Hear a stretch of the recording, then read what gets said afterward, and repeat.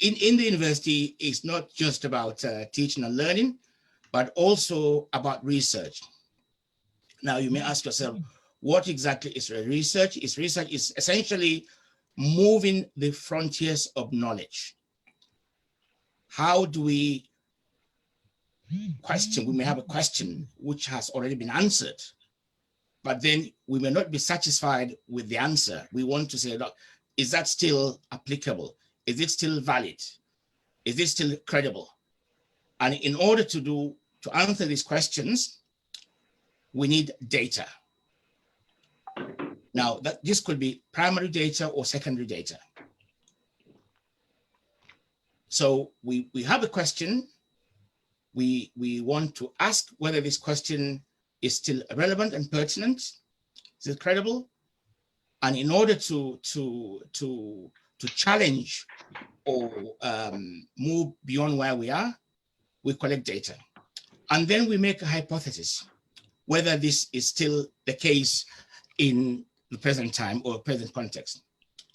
Once we have your conclusion, then you now move that back, whether that is still addressed. Now, doing that, it may be something that is done within the faculty. It could involve other faculties, kind of multidisciplinary perspective, or otherwise.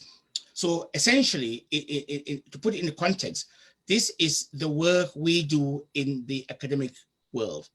And in order to now transfer this work that we are doing, we bring on board, as I said, going back to my previous slide, other people, other partners, other stakeholders, and other communities. Now, in order to make this aim or this desirable outcome of knowledge and technology transfer, in my opinion, I find that there are three key strands that are the focus of the UN, the European Union, and other funders. So if we are doing work on, say, food, any research pertaining to food, any research pertaining to water, any research pertaining to energy in its broadest context, then it will be music to the ears of funders. It will be something that will appeal to people that are willing to put their funds for you to conduct this research, for you to share your knowledge and technology with external parties. So in summary, anything to do with food. Now, food, it's very wide. Could be the production of food, could be the storage of food, the supply chain, all these things, water, energy. These are the three things that funders, people that sponsor this kind of studies will say, yes, this is something that we are interested in supporting you, in providing you funds for you to conduct your work. Now, I did say food. Now, food could be, again, security of food, the supply of food, the harvesting, the productivity, the mechanization. Now, we all know that most of our people in Africa, they are subsistence farmers. So any work that you're doing that will now mechanize the production of farming, the work in farm, the storage of food, this again would be something that would be attractive to funders. Now, water. Water is, again, is a very, very precious commodity that leads to conflicts. It's something that sustains life. So any work that you are doing in its broadest context pertaining to water, securing water for all, this again is something that funders, people that are going to provide you with finance, would be interested in what you are going to do, the work you're going to be doing. So we've covered food, we've covered water, and then the next thing is energy. Now, energy, again, is something that there is a huge deficit of energy. in Africa, and in fact, in the world as a whole, we are all interested in sustainable, not cheap, but good value renewable energy. So any work that you are doing pertaining to ensuring security of energy, making energy accessible, particularly to our folks back in Africa, anything to do with energy that will be impact on the environment, and so on, are things that are going to be appealing to funders. We should be mindful that people would not put their money where there's no outcome. So food, water, energy are the three gospel words that we should be aiming to enhance the frontiers of knowledge, what we know so far, how can we enhance it, how can we make it accessible, and so on. Now, in order for us to attract funding, the people that are going to, the organizations or agencies that will provide you their funding, there are certain criteria that's applicable to most agencies that will provide with funding. Your research, the knowledge that you are going to be transferring, must be impactful. In other words, it has to be something that will make a difference, economic difference, or societal difference. What do we mean by that? Is it going to move people, improve quality of life? Would it enhance the environment? Or would it develop an understanding of cultures? So these are the main thing, not just purely an academic exercise, but something that is going to be impactful. So this is a very strong word that we must be mindful in putting together our proposal to seek funding for KTTP.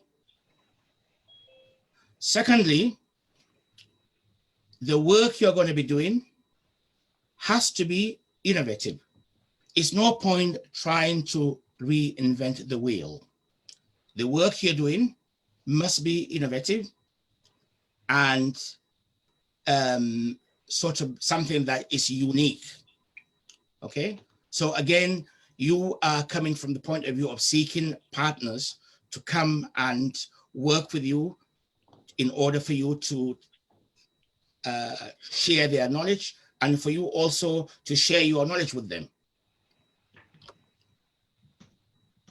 Now, thirdly, your project or your possible research topic must have that commercial potential. Now, sometimes people may accuse us, people in the academia, of not living in the real world. Now, the idea behind KTTP is to perhaps take away this misunderstanding or misconception that people in academia do not live in the real world. So it's a way of perhaps closing this gap of perception of how the work we are doing has the potential to be taken to the market, to be sold.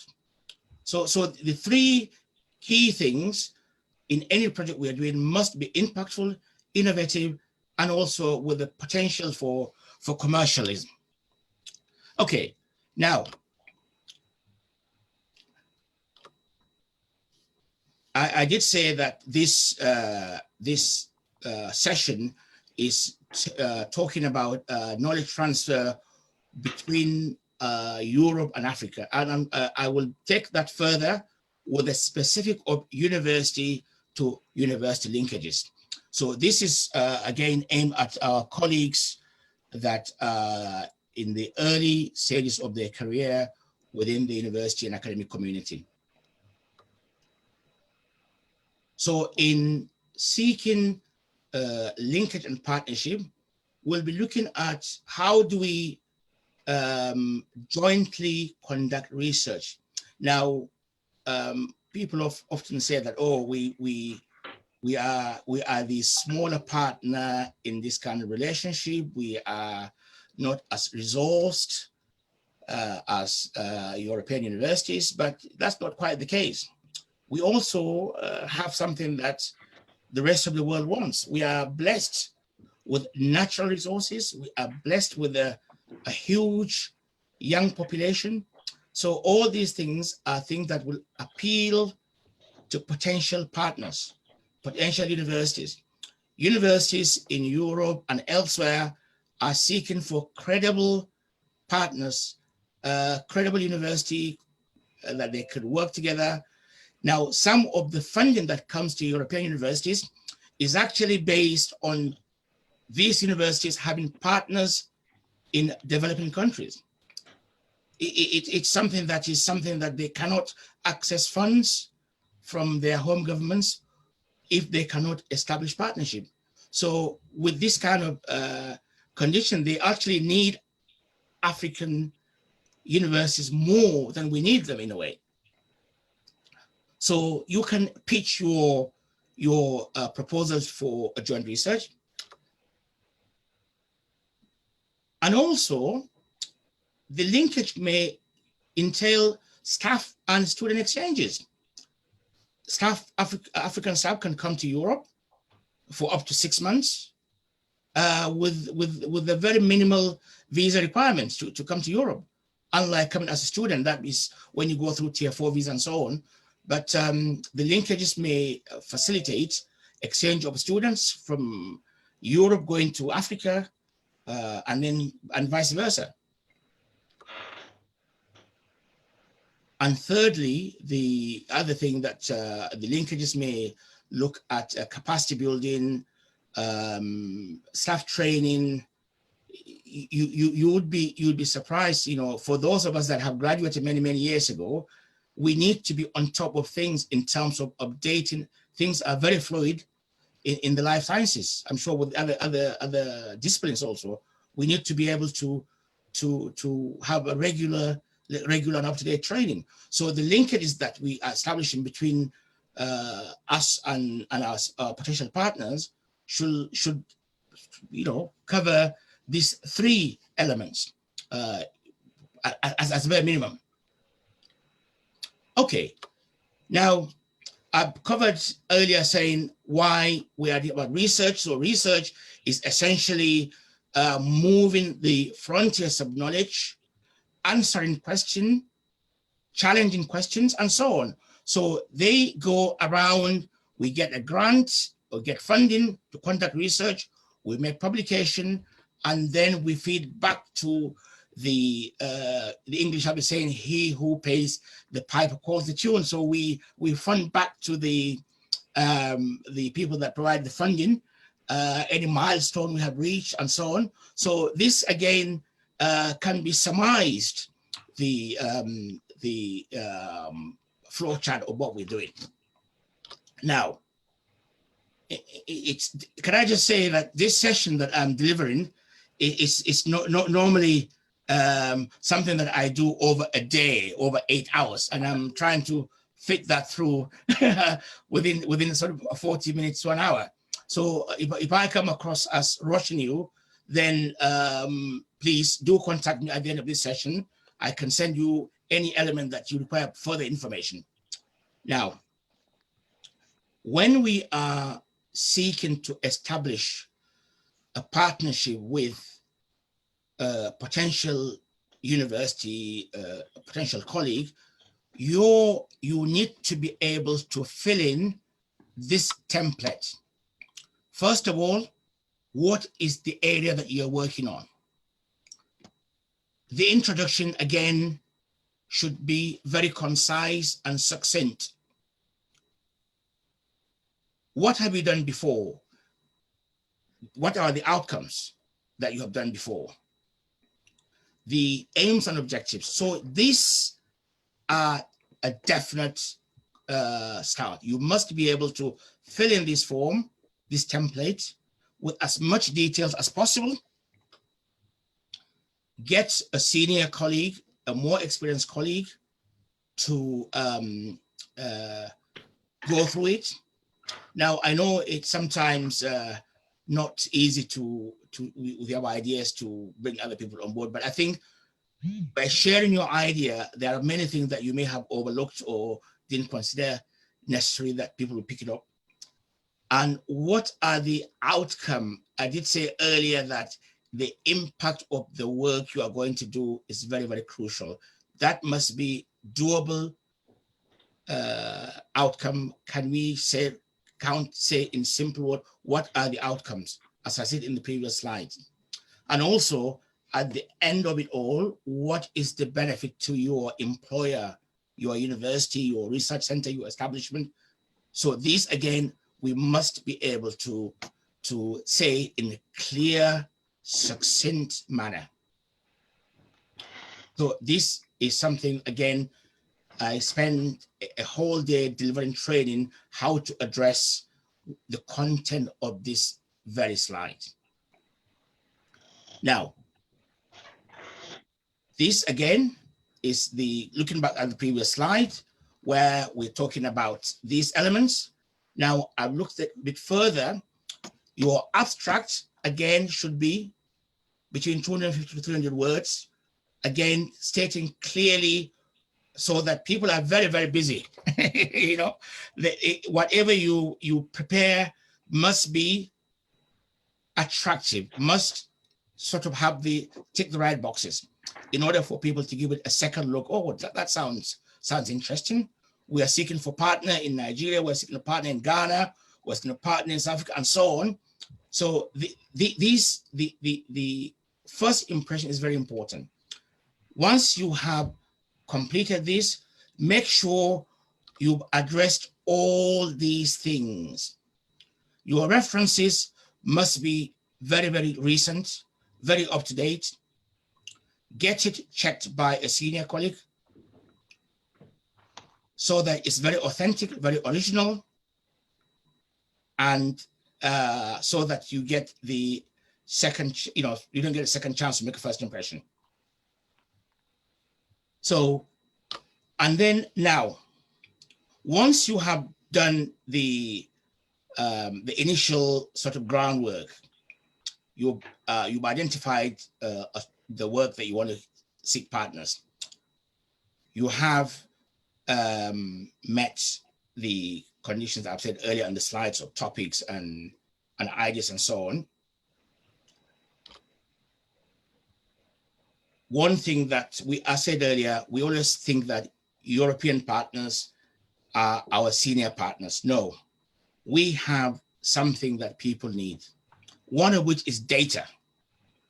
Now, if you are based in Nigeria, in Ghana, South Africa, and so on, the data you have is unique to that environment. Nobody else has it. So you are in a very strong position for people to desire, people want what you have. They don't have your data. So that would make people, okay, we want to work with this person. We want to work with this university. So this is, again, data is fundamental. Again, I spent a whole day delivering training on collecting data, ensuring the data is of good quality. Now, the next item that may have attraction to a potential partner, you may have done a particular method in addressing the research. So that, again, will now appeal. I've done this work for the past number of years using this technique with this outcome. People say, we've never thought of this method. We've never done this technique. He's got this data, bam. This is our man, this is our person. So we're trying to tick all the right boxes. Now, the next piece of item, it could be an equipment. Now that's where I think we in Africa may not have that advantage because we are not as resourced as European universities. So although we may have done this too, this one, I would say our colleagues in Europe and elsewhere may have more modern, more up-to-date equipment and so on. So with the mixture of these two, plus these three, then we would be cooking on gas, as they say. And then the next thing is access to a site. Now, for example, in the telecom sector, when these equipments are manufactured by Nokia, Ericsson, these are European manufacturers. These equipments, switches, and so on have not been used in a tropical environment. So if I have data pertaining to a switch, data pertaining to an equipment in a tropical environment, then this, again, partners will want to work with me for us to see how does this piece of equipment behave in a tropical environment. And then the next piece of item you may have for our colleagues in the pharmaceutical faculty, you may have some species or specimen of natural products that is not available elsewhere. So again, this kind of thing put us at an edge to be attractive to potential partners. Okay, so moving on. Okay, when you are seeking, we've done all our identified our topic. We want to widen our scope. We want to seek partners. Where do we go? How do I come? How do I find a partner? It's like, how do I find a spouse? You know. So one of the places to look at, you can put search on ResearchGate. It's a place whereby you have a robust profile with a good summary of the work you have done, ensuring that you have met the things I've said earlier in the previous slides. You can go to a place like ResearchGate in order to find partners. There's another place also that you can look at, energo.com, academia.edu. These are all places that one can look at in order to seek partners that you could collaborate with and share your knowledge and technology. Okay, I mean, there are so many, but I just chose the prominent ones that most academics and researchers subscribe to in a ranking order. I find ResearchGate very, very up to date, very, very good, very versatile for us to seek potential partners. Okay, now funding for knowledge and CTP. We may have the best ideas in the world, the best technologies to share with others, but then we need funding, we need finance, we need resources to be able to do the work we are seeking to do. Now, in Nigeria, there is a federal government agency that is with the brief of providing funding for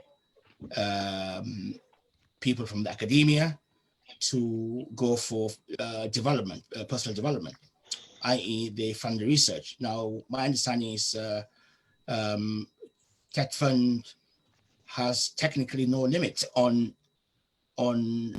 funding the research, provided you have a very credible research.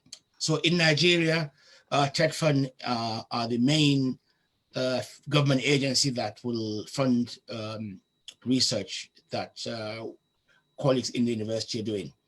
So this is the first point of call. Again, of course, you have to get the approval of your management, leadership of your university. You met all the criteria of getting partners, getting research. Now, in my own personal experience, I have brought, I would say about 70 colleagues from universities across Nigeria to Europe to work on knowledge and technology transfer. And all of them, without exception, were funded by TED Fund. So TED Fund steps in to pay for bench fees, they pay for travel and subsistence for you to travel to your partner in Europe or elsewhere. So in Nigeria, we are fortunate to have a tech fund to be able to finance our activity. Now, the next source of funding is called Erasmus, which is a Dutch word. It's a Dutch philosopher in the 13th century that was named as the agency that funded by the EU to support mobility among the academic community, youth and academia. So Erasmus provides funding for academics and youth, young people, to work together collaboratively. So that is again open to everybody. There is no criteria. Now, TED Fund, the first one, is applicable just to universities, but Erasmus is not strictly to university, but anyone in education per se can, or youth in secondary school, in high school, can apply for funding for mobility to come to Europe to collaborate with European universities. Now, the next source of funding for colleagues is the British Council. Now, British Council, again, is a British government agency that finances understanding, working together of KTTP. Now, in the UK, there is also another agency that is used to be part of the DTI, Department of Trade and Industry, that funds up to 60% of research work that colleagues are doing in the faculties. Again, that is aimed more at universities in the UK, but then if colleagues in the UK are being funded by Innovate UK for up to 60% of the cost of the research, then going back to what I said earlier, you in Nigeria or elsewhere in Africa may have the data for colleagues in the UK for them to use to access these funds. Now, some of these funds are conditional in the research or the research group having partners in Africa or in Nigeria or elsewhere. So these are the four. I mean, there are many others that one can access, but these are the main agencies that provide funding for KTTP. Now, just looking in a bit more detail, I mentioned about earlier about Tech Fund. Now, most of my work that I've done in the past, as I said, facilitated up to 70 academics in Nigeria, different universities in Nigeria, to come to the UK, and without exception, all of them were funded by Tech Fund to come to UK and pay for the cost of the visit. Now, Erasmus, it's an EU-funded program for education. Now, the lifespan, it's up at the end of this year. It pays for youth mobility. They can pay up to 60 days for you to come to Europe and for purpose of knowledge transfer partnership. Now, unfortunately, Nigeria, there are only 93 applications from Nigeria. If you think about, given our population of 200 plus million, our smaller neighbor, Ghana, 224 from Ghana. Now look at South Africa, close to 500. I would think Nigeria should be the other way around, given our population, but we are not reaching out to these funding agencies. So it's something that we need to work on for those of us in Europe to facilitate our colleagues back in the universities to access these funds. The funds are there.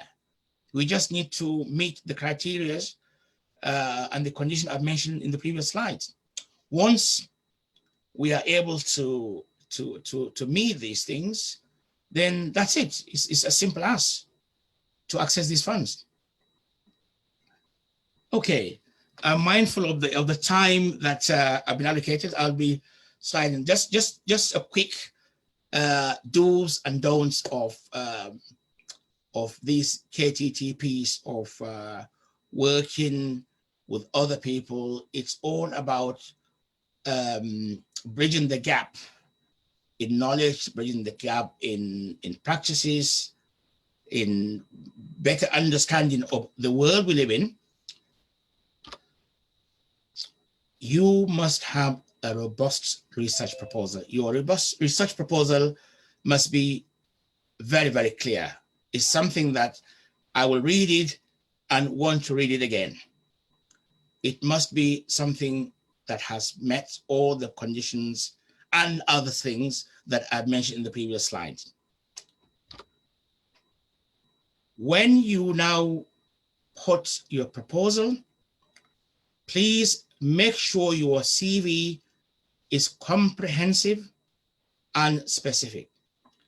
Now, this is no disrespect to our colleagues back in Nigeria.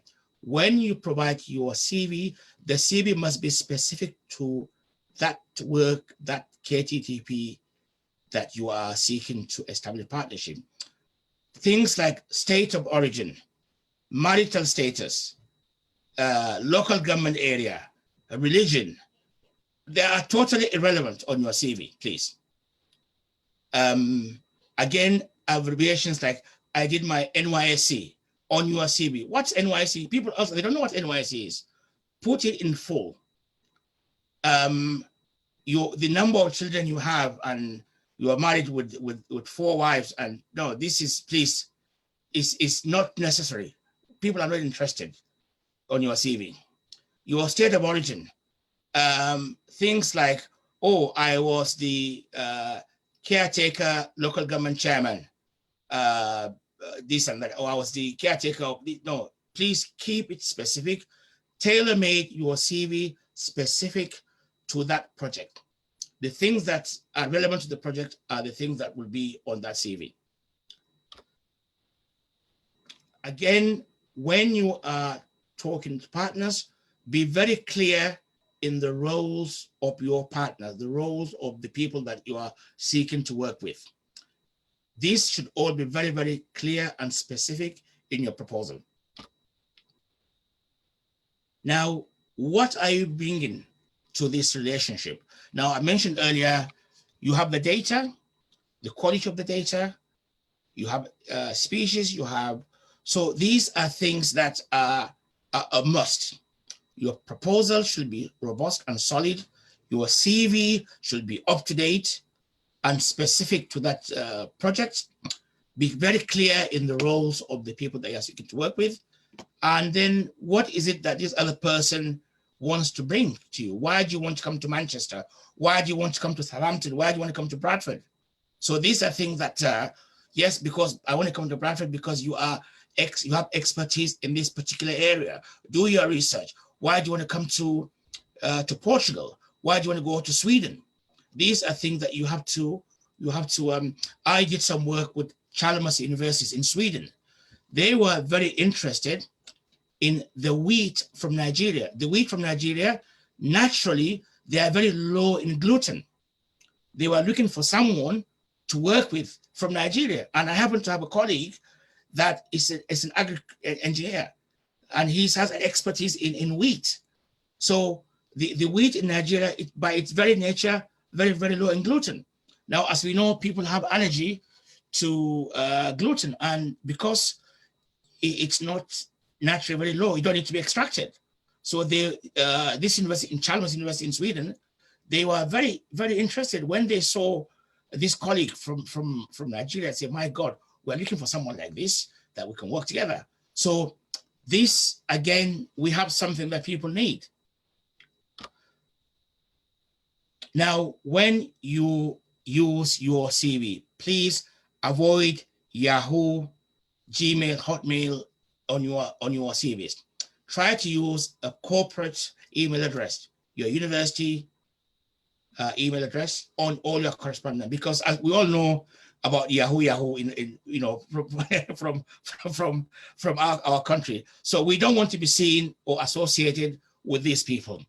We are genuine, credible people. So wherever possible, try to use a corporate email address instead of using a web-based email address.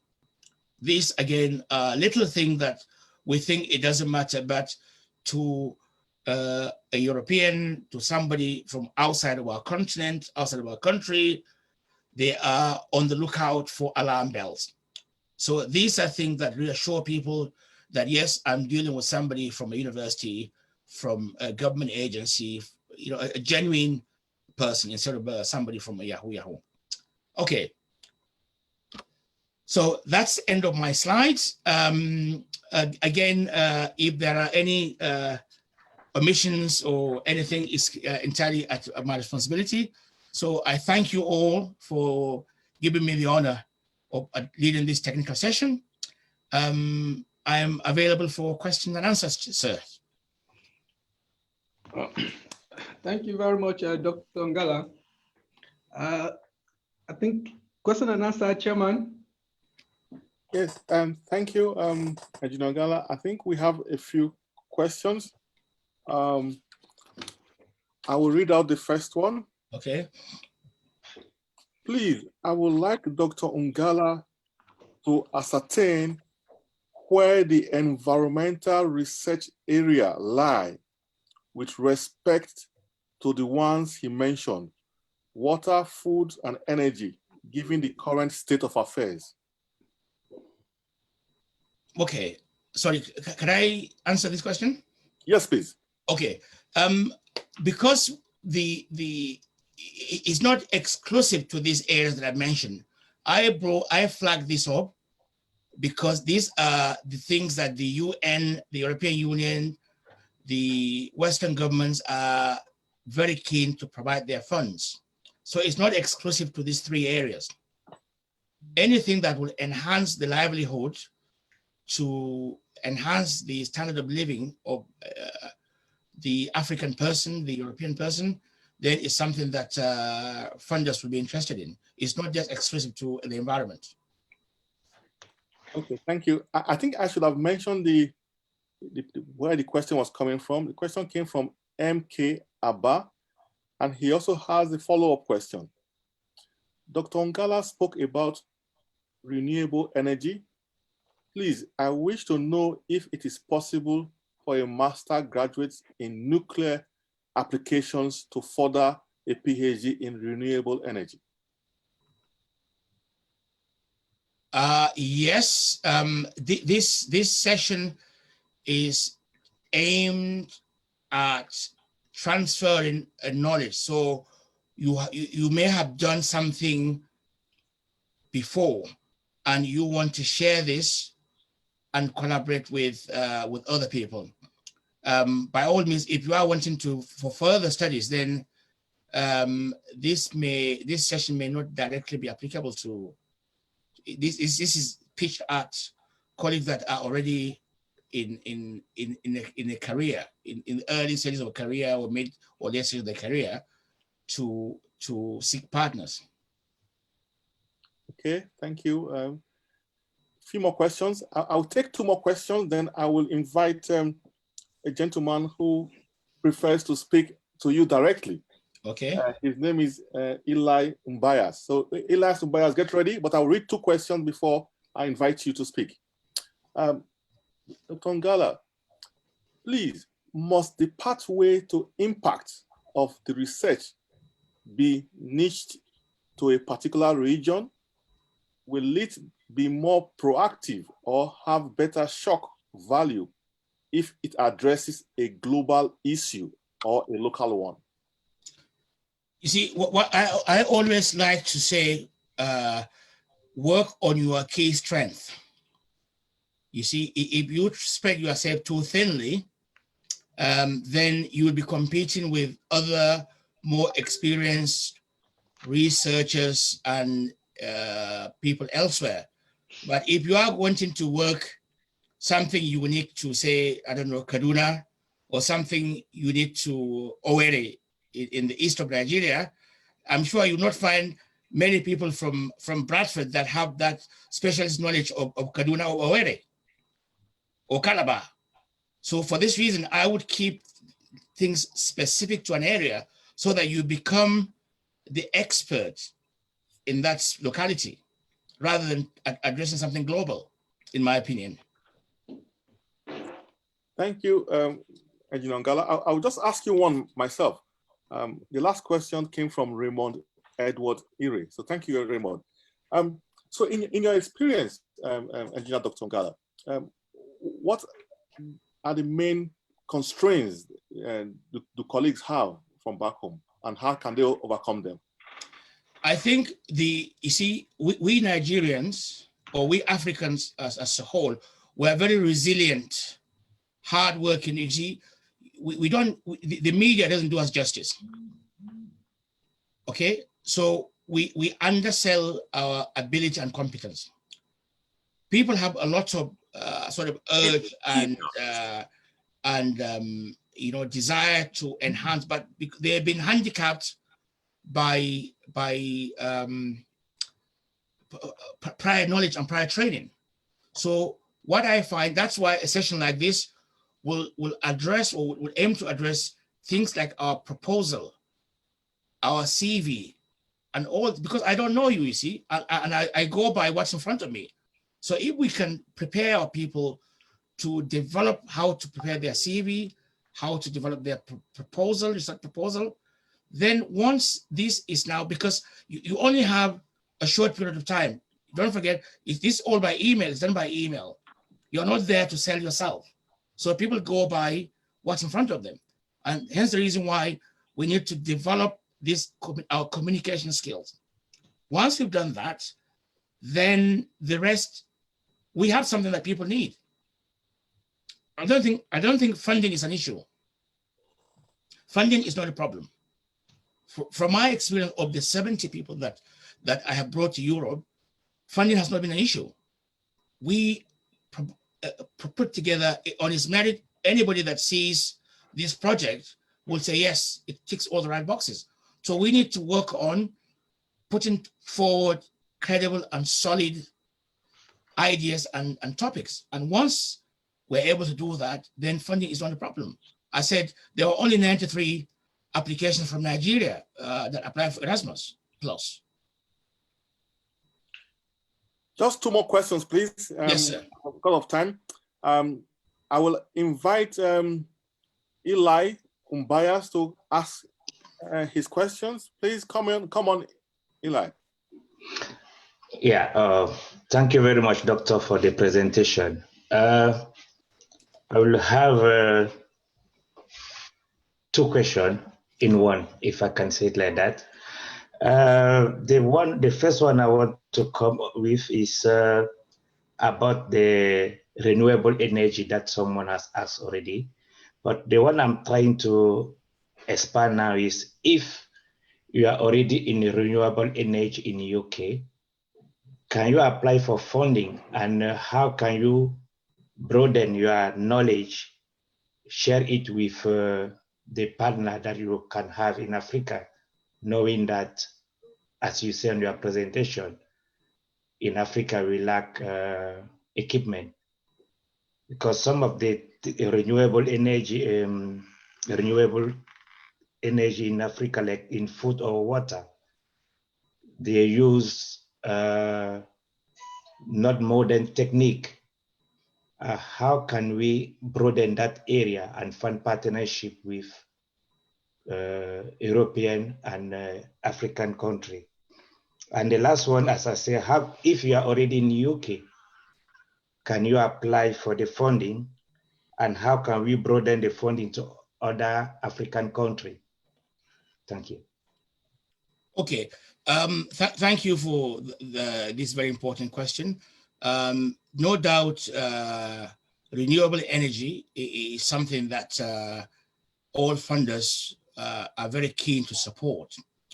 not only is because of its impact on the environment, but also because of its endless availability.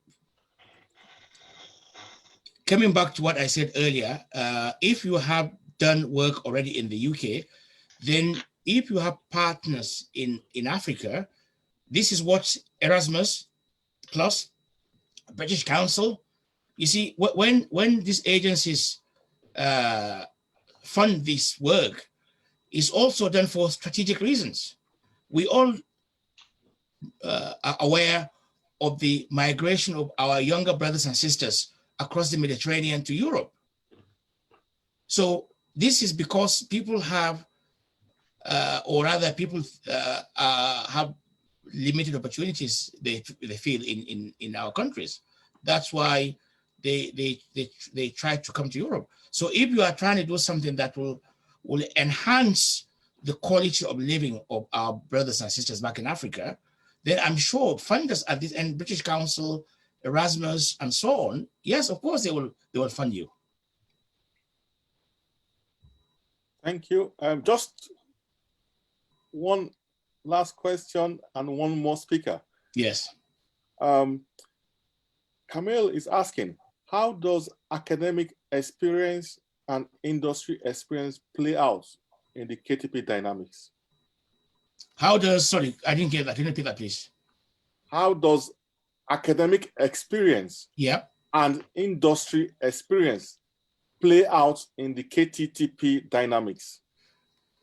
Well, this is the whole purpose. You see, often people in industry have this conception that we in academia, we do not live in the real world. You see, this is the perception that, oh, people sometimes even make jokes of referring to someone prof, you know, just say in a sort of tongue-in-the-cheek kind of way, because this man is so unreal in his conduct or in how he sees things. So I think we are in a privileged position that we have our feet in both worlds, in Europe and Africa, and we are the interface to make the work that someone is doing in the lab is totally relevant to the man selling suya at the roadside. So that how do this man that is selling food at this street food on the roadside, how do we now bring this person within to our lab to enhance his practice, to enhance his productivity? So it's not, I think, rocket science or something that we shut our door with our white coat in the lab. No, it's about making a difference. You know, it's, for example, when the partnership that I facilitated, we looked at the curriculum in one of the federal universities in Nigeria, and when I look at the curriculum of their engineering of their MN, it's so out of date. So we need to now, this syllabus and the curriculum were the same for the last 50 years. And there are a lot of things that are totally irrelevant, like technical drawing in an engineering degree, using T-squares and so on. What is this? This is out of date. You put it in a museum. We should be doing computer-aided design rather than using a T-square and a stencil. No. So we should be the apostles of change to make sure that what we are doing is impactful, is real, and our ordinary brothers and sisters can relate to it. Thank you. The last question will come from Adedayo Orishetoki. Please, can you speak now? Good evening, everyone. Can you hear me? Yes. Okay, thank you so much. I think the speaker has spoken very well, and I think I've picked up one or two things from his presentation. My question goes to him is about the issue of the Nigerian aspect of the knowledge transfer. I think you mentioned, you might have said the answer, but I think about the issue of the presentation, how you sell yourself via the media. Yeah. Like most people in the government establishment don't have what they call the government-based emails. So, and moreover, the technology which you can use to research is not there. So how will this help us? Obviously, if you're still in the government and you don't have, like, say, a Lagos state or whatever state you are based email address. So which means you're already at a disadvantage in this area, which means that might probably explain to you why the amount of people who have really got the funding is very low compared to what you have in other areas, like in South Africa and Ghana, who are much more less like advanced in terms of the technology. Like if you go to most of our states, there's no internet or anything for them to be able to do something, talk less of having their own email address. So that will probably help also the people in the university not be able to access the latest information that's available for them to do any particular research. So I don't know if there's anything, any way we can go forward in this area, which is a problem to us in Nigeria. Okay, can I respond, sir? Yes, please. Yeah, I think I will disagree with the gentleman. The question that we don't have a valid corporate email address. It's having a Yahoo or web-based email. It isn't a crime. Sorry, if I don't mean you must not have a Yahoo address for the reason of Yahoo. No, what I mean is to have. It's all about confidence. If, for example, you are working for LASTMA in Lagos, for example, or you are working for FCT water department, then there's nothing wrong in having your Yahoo mail email address, but also, even though it may not be very reliable, to put on that CV your corporate. I think we must not be defeatist and saying, oh, it's not working, therefore I'll continue to use my Yahoo address. Don't forget, technology is becoming more and more accessible. And I think I disagree with the gentleman that organizations do not have a corporate email address. So having said that, then by all means, have your web-based Gmail or Hotmail or whatever, but also your other corporate email address. Thank you. Just one comment from Engineer Dr. Aloha Morige, please. Hello, can you hear me? I can hear you, sir. Yes. Yeah. See, when we interact with our colleagues in Nigeria, there is always this saying that there are insufficient funds. So because of lack of funding, there is no research. No research as to, is this sufficient factor? Is this the sufficient reason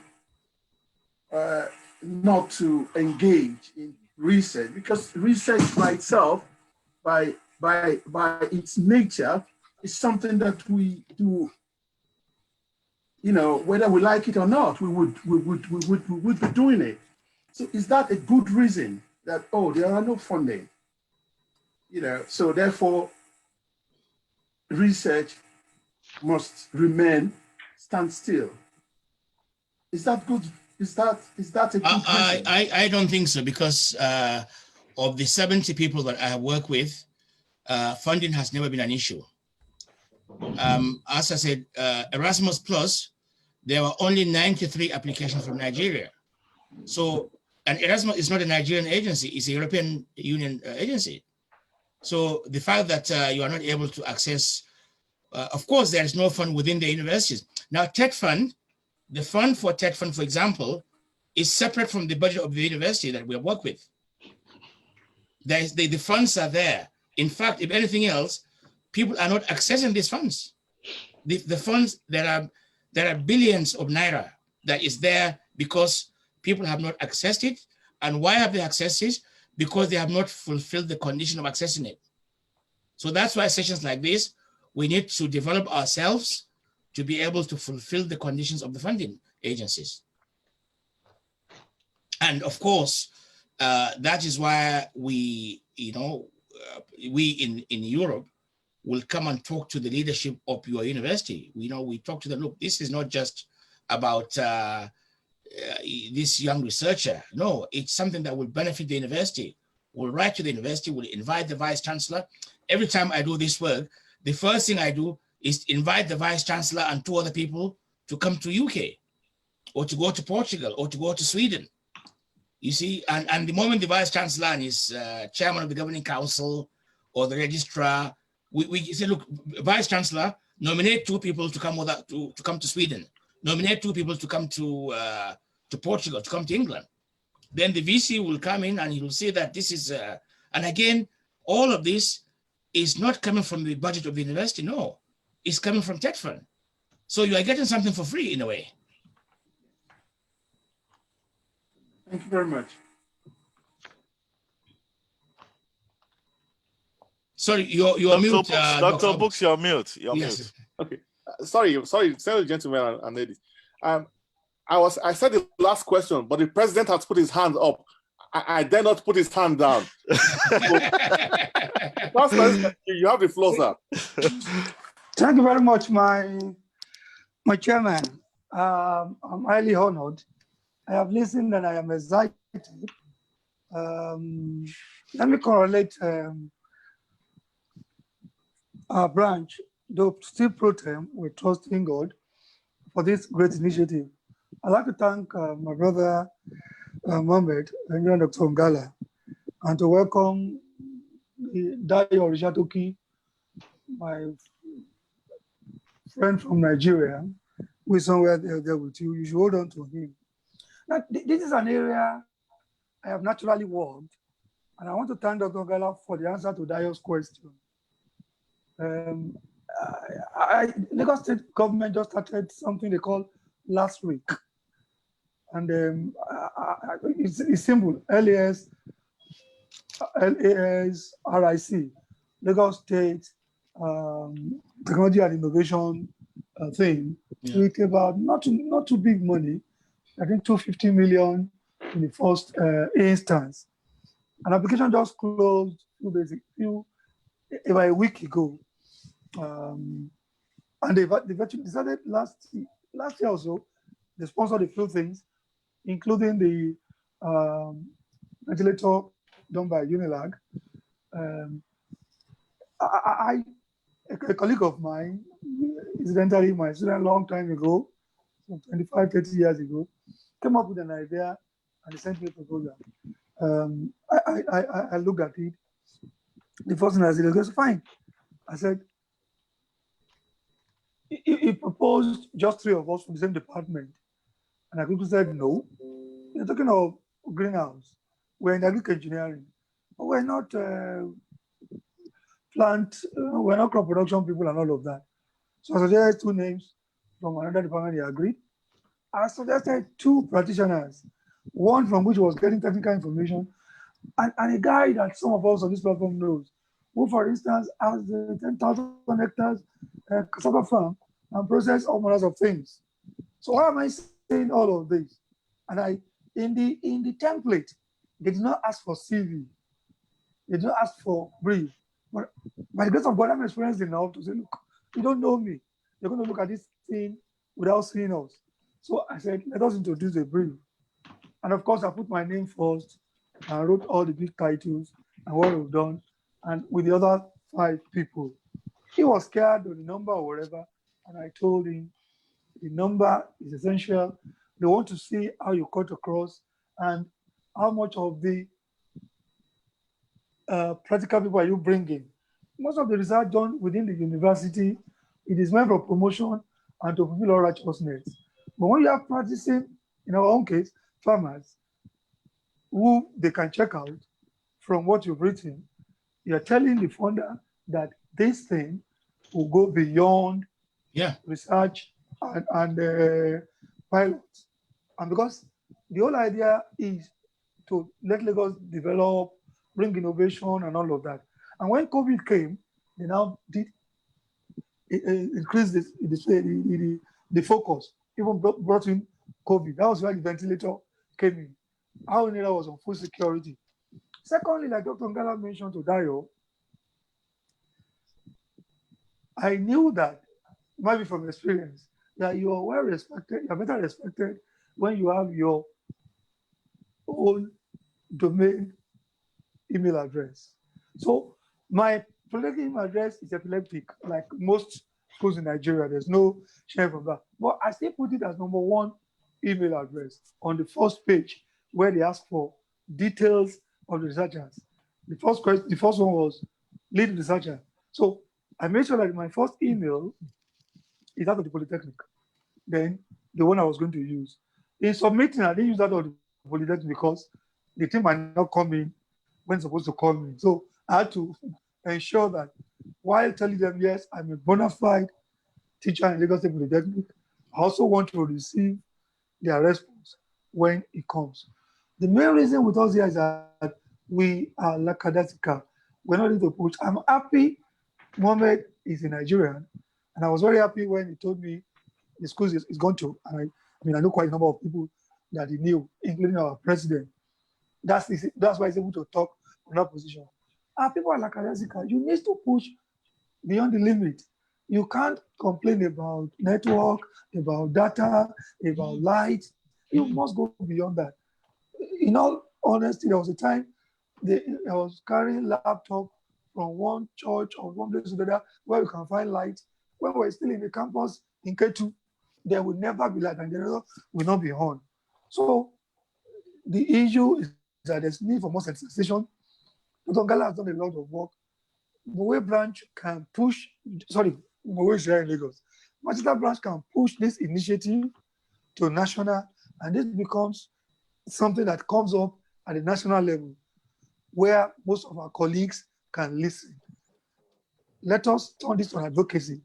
It is about telling people it is not enough to be an associate prof or professor and just sit down in your office and that is all. That's the main reason people are not challenged to do the right thing. I know our time is fast spent. People are also afraid that they don't have good material. Like Dr. Ngala said, in 2006, I was in Germany for a conference, CIGR, that is the Greek Commission of Greek, FAO, the good people, then Italy, Society of Agric Engineers, VDI, and as well as Euro Agric. And I had something on food security. In the first instance, I just saw a letter to say that FAO has sponsored my trip. When I wrote, I was just relying on, well, I'll be able to raise money here and there. Maybe my school will give me 50,000 or 100,000. But I just got a letter, all sponsored with stipend. Now, by the time I finished, there was so much ovation among the big shots. Why? Because the thing I was talking about was strange to them. I mean, how can you be saying that light is an issue to do this? So we must get the confidence to take whatever we have to the market. You will be surprised that your product is in more demand than what you think that there are other things you think so. I want to thank the chairman for this opportunity. I congratulate you once again. Let's keep this up. Thank you very much.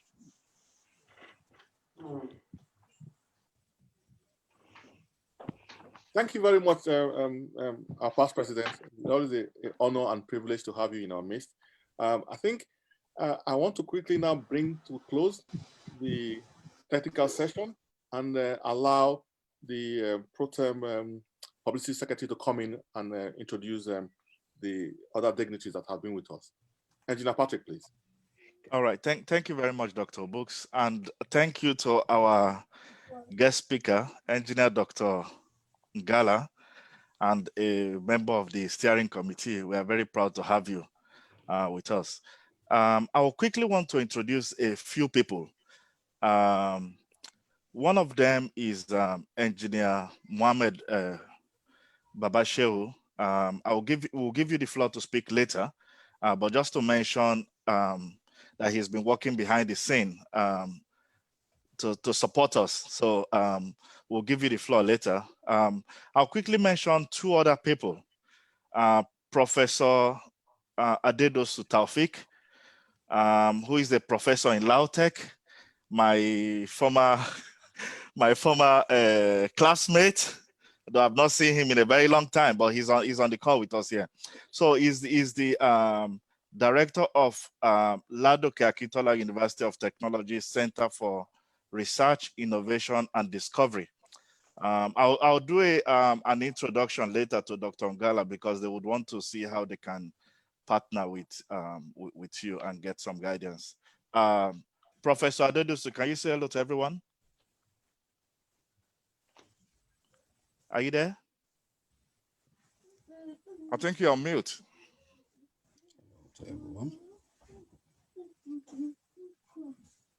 Professor Taufik Adedosu, you're on mute. Do you want to say, can you say hello to everyone, please? Okay, while we are waiting for him to take himself off mute, we also have another of my classmates, engineer Dr. Monir Okelola, a former ASU chairman in Lautech, a very big fish. So can you say hello to everyone, please?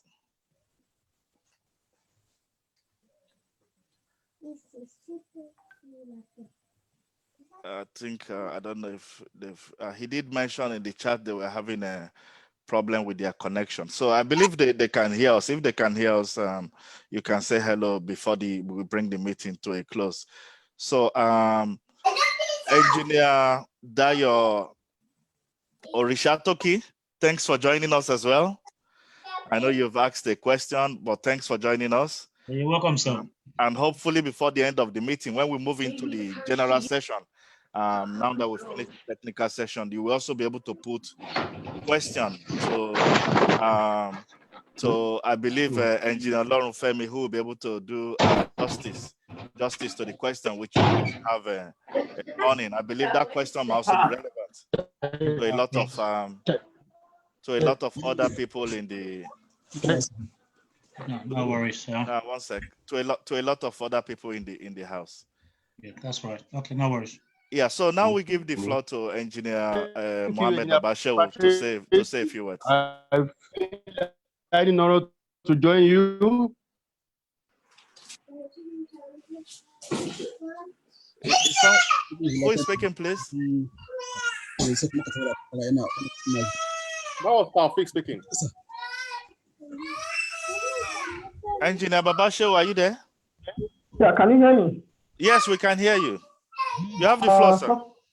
First of all, I want to thank Engineer Patrick and Honorable Chairman for giving me this rare opportunity to speak today. And I would also like to thank Engineer Dr. Ngala, a guardian and a father. I will also say thank you for this wonderful presentation.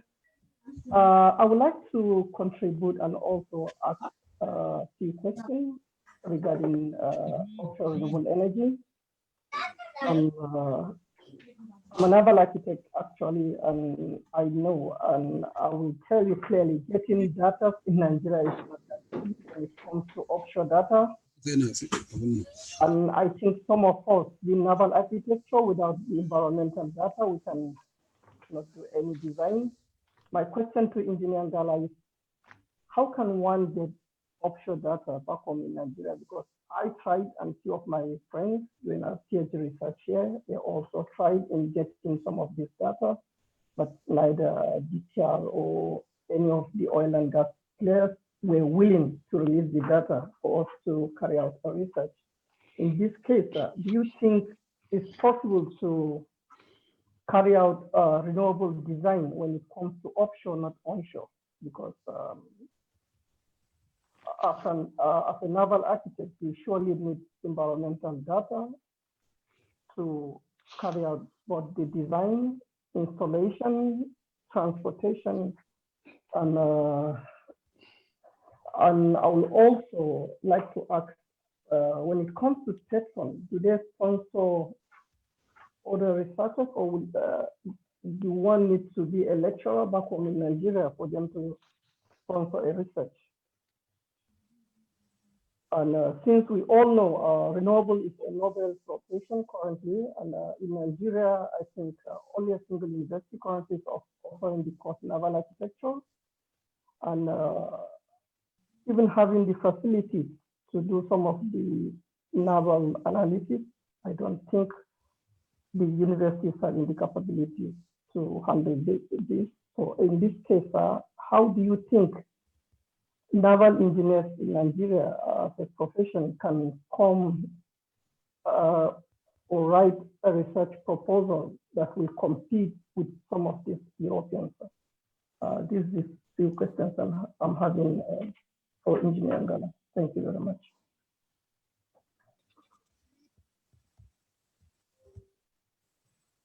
Hello? Yeah. Sorry, am I meant to respond to this question? Yes, sir. Okay. Yeah. Coming back to one of the things I said, data, it's a commodity. It's something that you have to invest in, either in your own time or in resources. Now, data does not have to be a large data. You can start with a small sample of data and then use available statistical techniques to extrapolate the data. But data is like any resources, it's a commodity that you have to invest time or resources to get. So, and of course, the people that own data must ensure that you are going to use it for the right purpose, for obvious reasons of confidentiality or commercial sensitivity. So you have to start by collecting the data yourself, by investing your time or resources to acquire that. And that's number one. And number two, in terms of funding, my understanding is that TED Fund's brief is to develop the capacity of the Nigerian university landscape or educational landscape. That is their brief. They only fund people in an educational establishment, either university, polytechnic, college of education, etc. There are, of course, other funding agencies, other individuals that fund research. For example, I know one of the colleagues that came to work in the UK, a pharmacist colleague that came to UK for research. They got funding from T.Y. Anjuma Foundation because they are doing some work on malaria using natural products. So again, whatever research you are going to do, you must convince people that you are going to fund, that are going to fund you, that the project you are going to do is going to be something that interests them or within their area of interest. So, and lastly, you asked something about funding. Yes, Erasmus is open to everybody. And the fact that you are in the UK also gives you that advantage. You are in Europe. It's a fund that is there that is not being accessed. So Erasmus Plus is specifically aimed at people in other parts of the world to work with the European colleagues.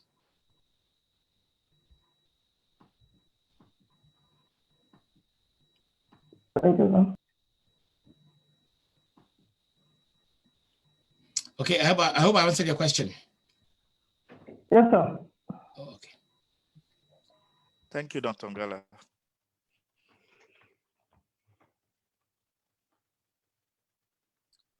Can we move to the general meeting now? And we welcome all new members to this steering committee meetup. We would like to start by saying those who are joining us for the